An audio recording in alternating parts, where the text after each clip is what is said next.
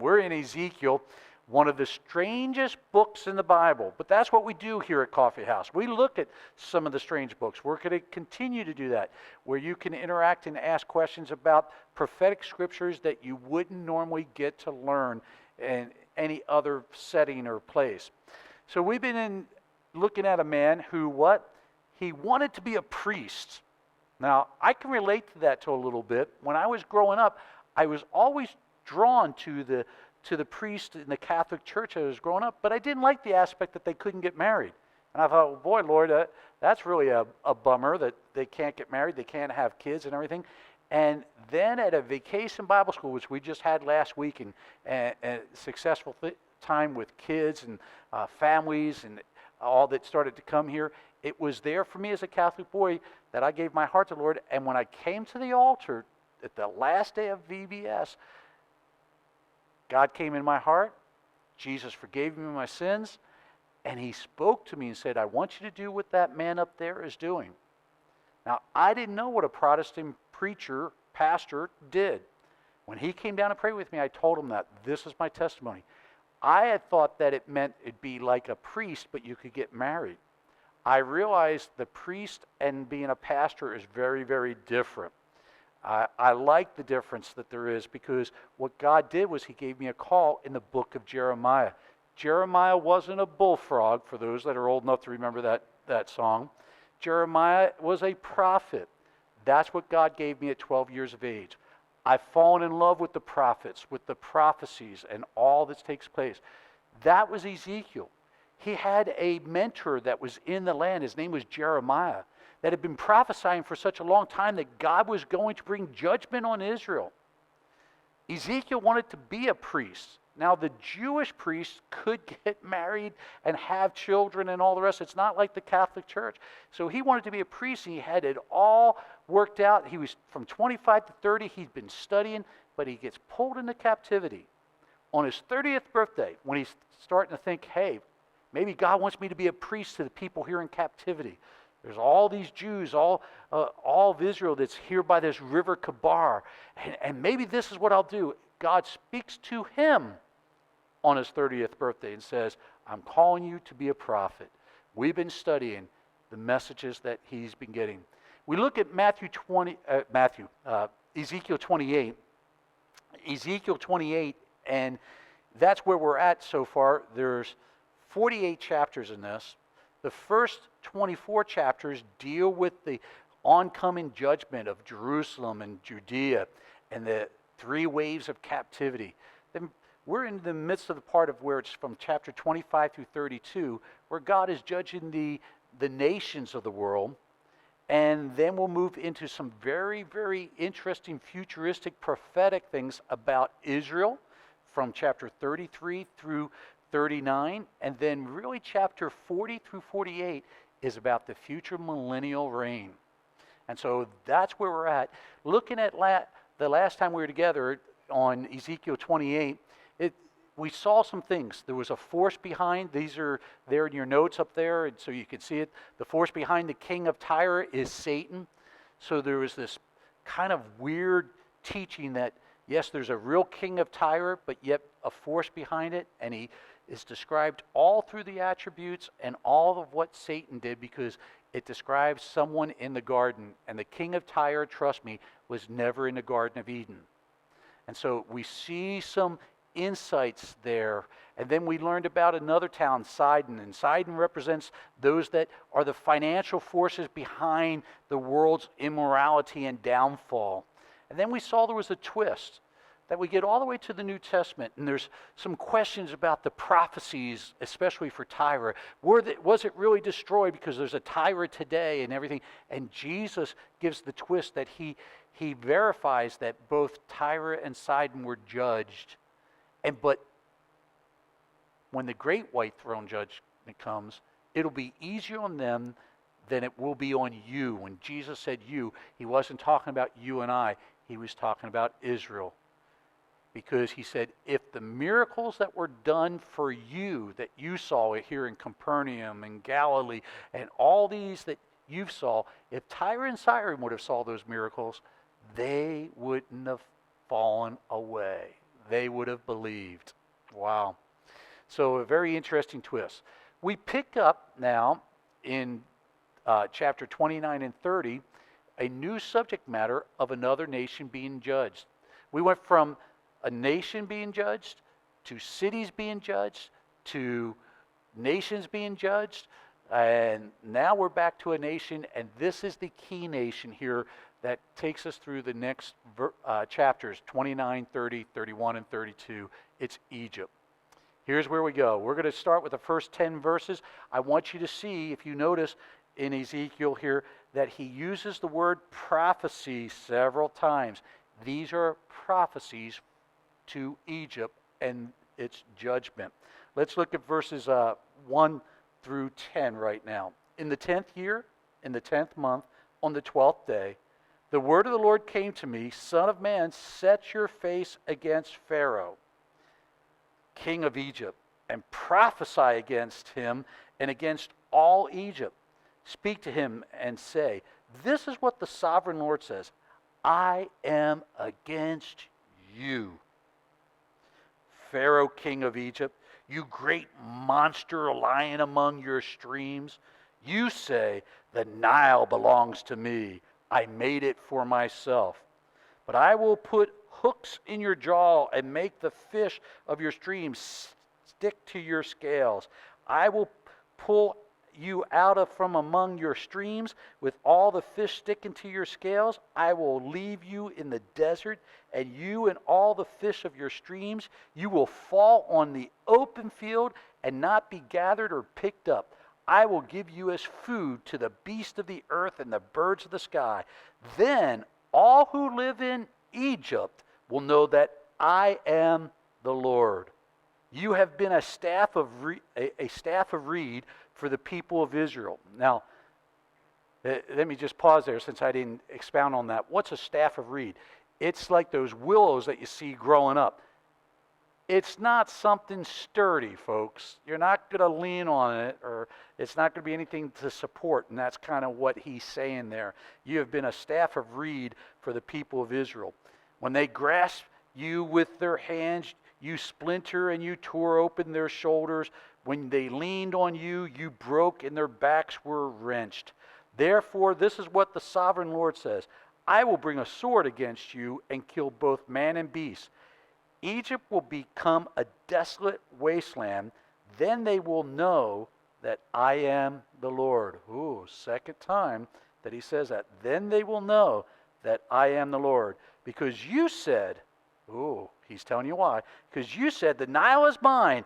I made it. Therefore, I am against you and against your streams, and I will make the land of Egypt a ruin and a desolate waste from Megiddo to Aswan, as far as the border of Cush. All right, let's pause right there and look at this. The judgment of Egypt. This is really takes you down if you know your history and you look at empires. Really, the first major empire that we're introduced to, a world empire, is Egypt. Then Assyrians come next, and then after the Assyrians are the Babylonians. That's the empire that's right here now. Egypt is still an empire, but they're not a major one like they were in the day back when Moses was dealing with them, okay? And when Egypt actually saved the world all the way back in the time of Joseph. So we see as it progresses through this. So this is where we're at in history. We're in the Babylon captivity. In the year that he gives it here, the captivity is taking place just starting, and the final part of the third wave is taking place in Jerusalem, and God is bringing judgment at this time to Egypt.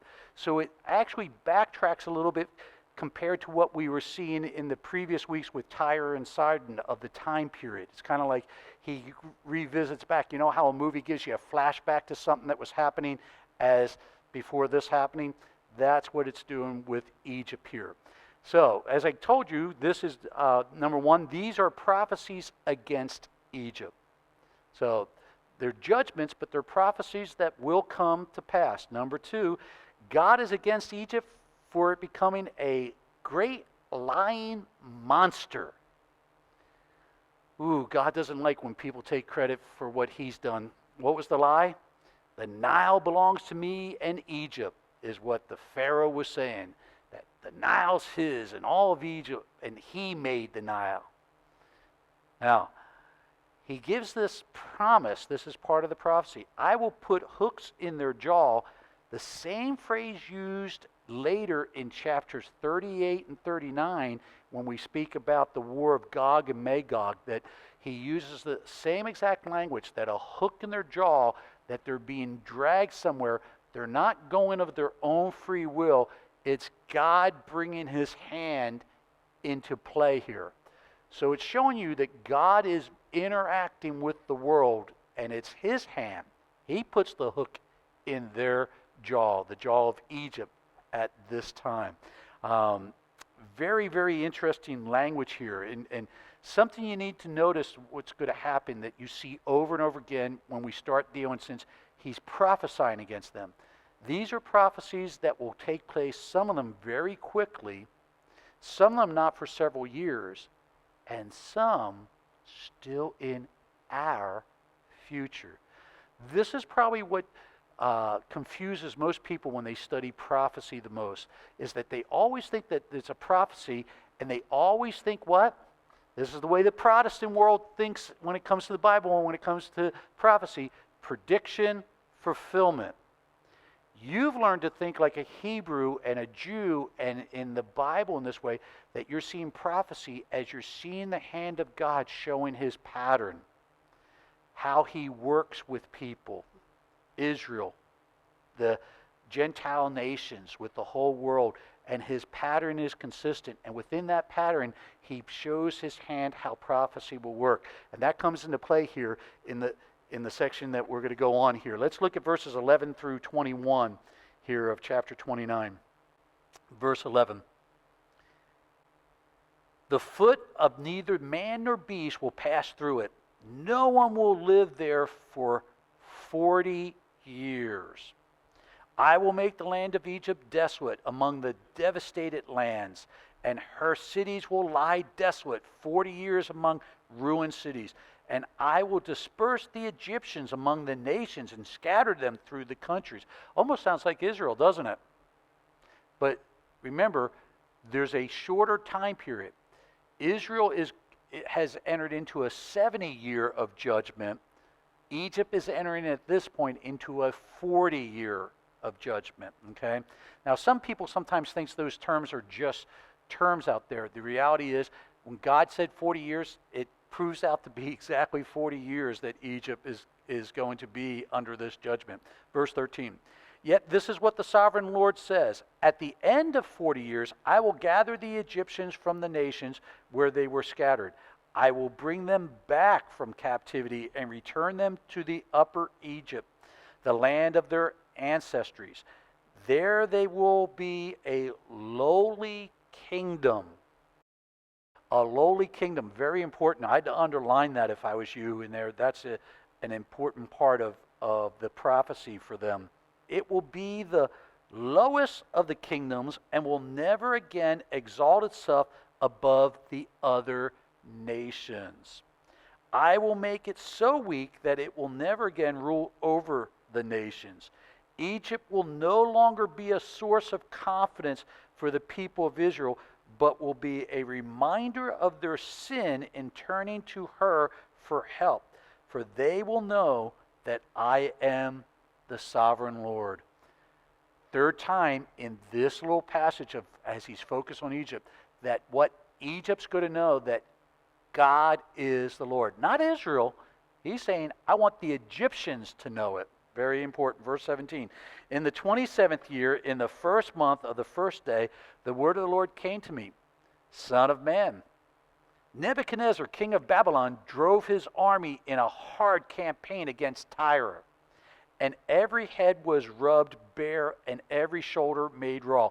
Now we've switched to a futuristic part. This is now we're back in the right time frame of where we were at. And so he's telling about how he captured Tyre and Nebuchadnezzar. Yet he and his army got no reward from the campaign he led against Tyre. Therefore, this is what the sovereign Lord says: I am going to give Egypt to Nebuchadnezzar, king of Babylon, and he will carry off its wealth. He will loot and plunder the land as a pay for his army.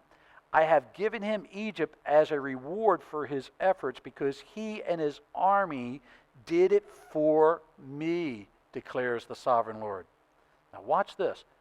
On that day, I will make a horn grow for the Israelites, and will open up the mouth among them, and they will know that I am the Lord.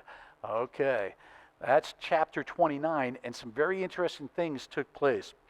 We're going to see this here as it kind of sets up in the very end there, on that day.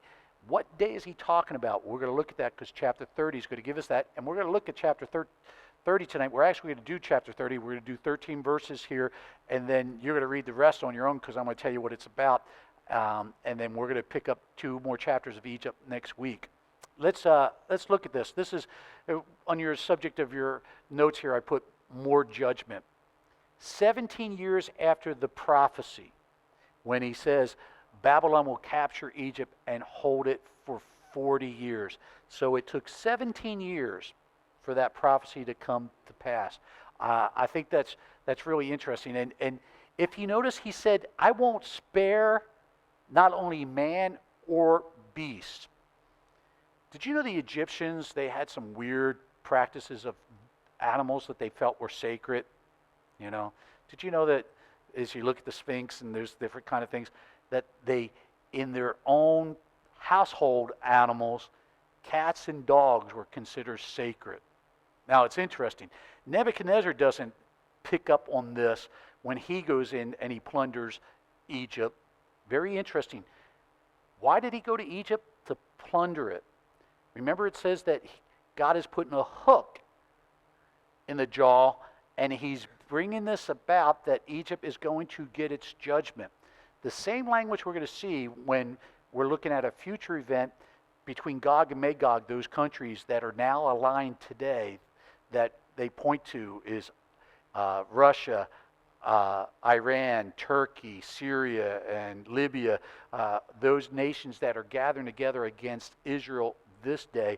God's going to put a hook in their jaw, and they're going to come down to do what? They want to plunder Israel. Nebuchadnezzar is going to come in and plunder Egypt.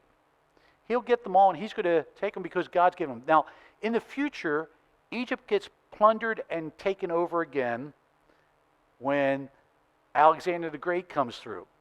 Remember, he conquered the world so quick? The guy was a genius.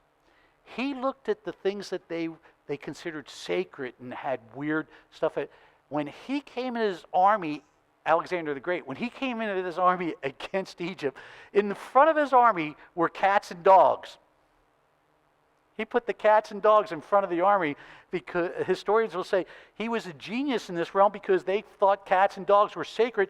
So how do they attack the front of Alexander's army with their sacred things that they think are sacred out there, cats and dogs? And Alexander just took them over. So interesting stuff in that.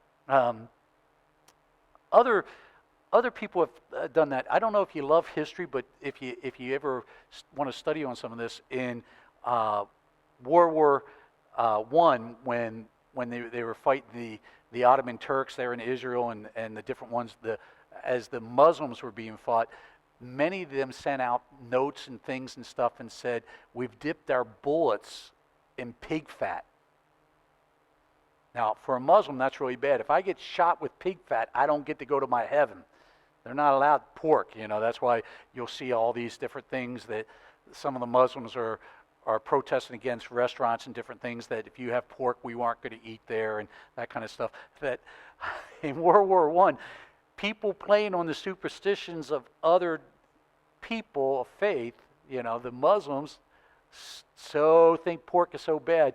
To hear that the bullets and the bombs had been dipped in pig fat, I just thought that was a fun. I just thought I'd throw it out there. Obviously, you're not getting as much fun out of it as I am, and I just think it's interesting how they do this. So we're seeing the prophecy take 17 years to come to pass for Nebuchadnezzar to come in there and take over Egypt. Number 2, the prophecy is a witness to us today.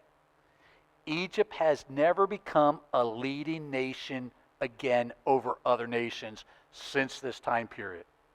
So one of those things, again, that you go, can you trust the Bible? Wow, it said they would never become a nation that would be a leading nation over all the other nations. Their empire time, they're an empire, they're still a nation, but they're not what they were in the days of when it was Egypt's turn to rule the world and that. And here's the interesting part. I showed you that just in one chapter he uses this phrase 3 times. They will know that I am the Lord is the phrase used 54 times by Ezekiel in his book. More than once a chapter. So you see how important it is that God wants the world to know that He is Lord. Amen? So I wanted you to get that. I don't know if you counted or if you looked it up in a commentary or whatever else. That's a major amount of times in that. All right, we're going to do 13 verses of chapter 30 and give them the synopsis of all chapters 30. So let's just jump into chapter 30 right here. The word of the Lord came to me, Son of man, do what? Prophesy. Oh, okay. How many prophecies do you think that's going to happen between here and the end when he's done with Egypt? We've already had, if we were counting them, you already have like 2 or 3. By the time you're done in chapter 32, there's going to be, guess, probably not 8, probably not 6. Yep. 7 prophecies that will be against Egypt. Isn't that? And should we make much of it? I don't know. But whenever I see that it just comes out to that perfect number, I just always like to throw it out there. So here it is again. The word of the Lord came to me, Son of man, prophesy and say, this is what the sovereign Lord says. Wail and say, alas, for that day. Remember verse 21, it says, on that day. What day are they talking about? Alas, for that day. For the day is near. The day of the Lord is near. Whoa. A day of clouds. A time of doom for the nations. A sword will come against Egypt. And anguish will come upon Cush. When the slain fall in Egypt, her wealth will be carried away and her foundations torn down. Cush, Libya, Lydia, and all the Arabian cub and the people of the covenant land will fall by the sword along with Egypt. This is what the Lord says. The allies of Egypt will fall, and her proud strength will fail. From Midgol to Aswan, they will fall by the sword within her, declares the sovereign Lord. They will be desolate among the desolate lands, and their cities will lie among ruined cities. They will know that I am the Lord when I set fire to Egypt, and all her helpers are crushed. Woo! When's he talking about here, huh? Verse 9, on that day. Oh, that's when he's talking about. Now, chapter 29, verse 21, on that day. Here it is again for the second time in chapter 30. On that day, messengers will go out from me in the ships to frighten Cush out of her complacency. Anguish will take hold of them on the day of Egypt's doom, for it is sure to come. This is what the sovereign Lord says. I will put an end to the hordes of Egypt by the hand of Nebuchadnezzar, king of Babylon. Whoa! On that day, but now we're back to Nebuchadnezzar. What's taken place? He and his army, the most ruthless of the nations, will be brought in to destroy the land. They will draw their swords against Egypt and fill the land with the slain. I will dry up the waters of the Nile and sell the land to an evil nation by the hand of foreigners, and I will lay waste the land and everything in it. I, the Lord, have spoken. This is what the sovereign Lord says. I will destroy the idols and put an end to the images of Memphis. No longer will there be a prince in Egypt, and I will spear fear throughout the land. Okay, whew, trying to get all that out and in there. All right, We saw something here, an introduction of a future judgment, and then he came back to the present day judgment. Don't let that panic you or freak you out or go, how can you say he's talking about a future judgment for Egypt in our future and then come back to Nebuchadnezzar? Remember, when you're dealing with prophecy and you're dealing with God, God is looking from eternity. Time and space doesn't have to affect him at all, so he can give you a bigger perspective.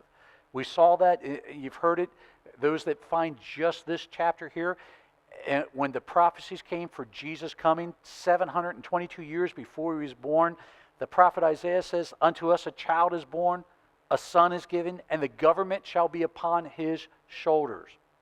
Well, we know that 722 years from that prophecy in Isaiah chapter 9, verse 6, that yes, Jesus was born, he was male, a son. They didn't have any problem with gender in that time. They just came right out and said, he's a son. And he was born, he was given to us. But the government has never been placed upon his shoulders. That's still in our future, all within one verse. So to see it switch from a futuristic judgment of Egypt to come back to the present day of what's happening with Ezekiel, of Nebuchadnezzar bringing his hand, it's okay. Don't let it freak you out. Let's go through what's taking place here. There's Babylon, what I call this Babylon's strange payment. A prophecy about Egypt in the last days is mixed in with their immediate judgment. A prophecy in the future that Egypt is going to be judged here, and we're looking in that day, is always pointing to the day of wrath. When you hear that phrase, we've gone through that a million times. The phrase in that day is always pointing to the wrath of the Lamb that Revelation talks about. That's the day of wrath that it's pointing to. So something's taken place that Egypt will be judged again out there in our future. It switches back. Number 2, Nebuchadnezzar receives payment for being what? God's instrument of judgment over Tyre. Remember, what did he do with Tyre? He circled Tyre, the inland part of Tyre, because he couldn't get to the island, for 13 years. Really didn't get much out of that except 13 years of war and circling, leaving his armies there. So God says, Nebuchadnezzar's been my instrument. How interesting. If this is a pattern, will God use other countries to judge other countries? That's what Ezekiel 38 and 39 is all about.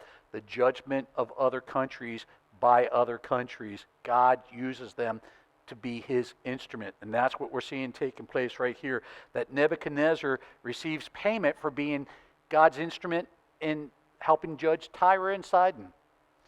Now he's getting payment, and it's bringing judgment to Egypt. All right, number 3. Babylon's payment is Egypt itself. The plunder. They walked off with all the riches of Egypt. Now, how rich was Egypt in this time of history? That's a great debate. But they weren't considered poor, but they weren't what they were in their great days when they ruled the whole world, because the Assyrians had come in and conquered them. They never got back on their footing there, though they were strong enough that if you look at Israel's history, Israel repeatedly looks to get Egypt to be their allies to help them against other enemies. So they're strong enough in that way. So many believe there was a lot of plunder that the Babylonians got as payment. Why? Because Israel continued to look to Egypt for help instead of to God. All right. Now, the remaining part of chapter 30, verses 14 through 26, deals with 8 major cities that are being judged. And Nebuchadnezzar is God's agent of judgment with them. So it's the cities in the greater area of Egypt and it goes through those different things. I couldn't see anything worthwhile to take a lot of time with that. I'll bring it back in our review next week as we go through chapter 31, very overview. But you want to start, something starting to be introduced in 31 that comes into clarity in 32. And it's again a picture of a future ruler in our future.